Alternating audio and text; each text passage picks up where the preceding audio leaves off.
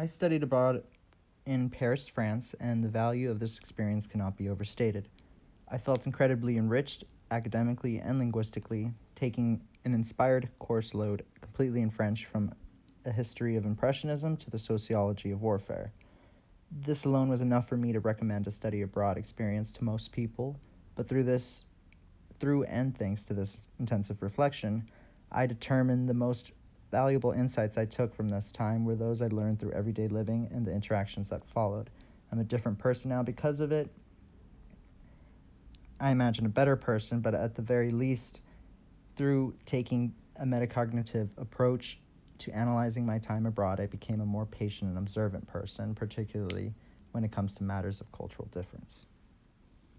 Through the reflection of this essay and the passage of time, I've come to realize there are more important insights I can take from that time abroad.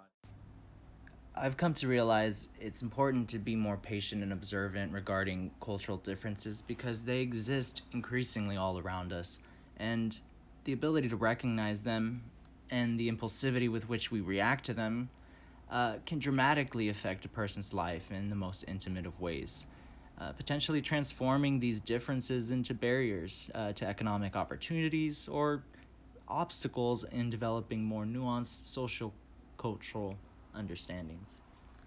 Understanding these cultural barriers helps us understand how they adversely and disproportionately affect different groups. And I think also important is that without the cross-cultural, multicultural experience, these barriers don't seem to even exist.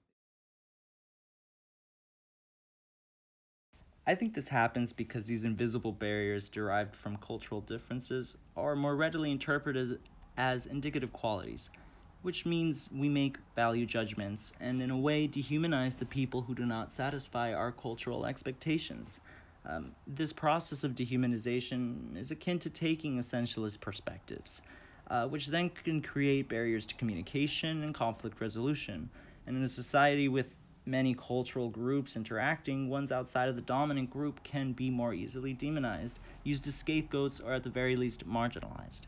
For example, a few of the cultural differences I noticed that could lead to this kind of reaction during my time abroad, of course, were what kinds of expectations we might have in everyday situations.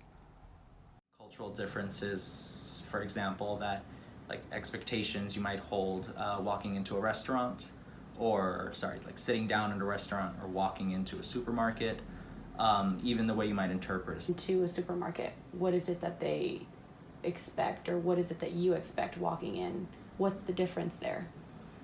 So, walking into a supermarket, here I would walk in and just go straight to whatever I need to buy, go to the teller, give them the money, and probably say thank you and walk out.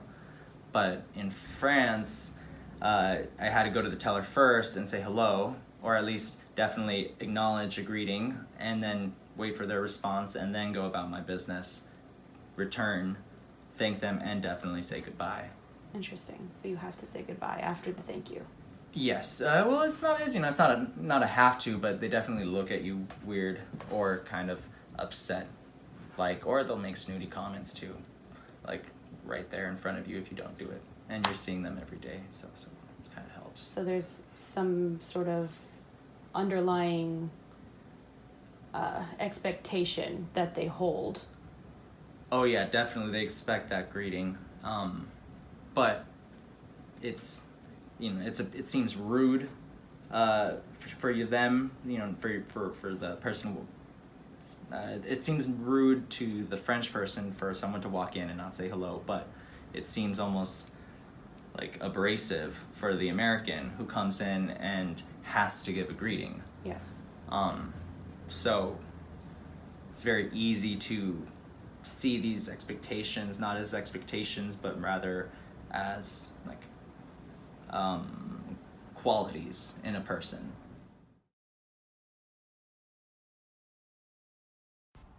My final thoughts are just how important it may be to emphasize that exposure and reflection are definitely necessary to discover a sense of comfort and ambiguity, but perhaps they aren't enough by themselves. How we reflect may be just as important. Thinking alone is not enough, but we need to think about how we think.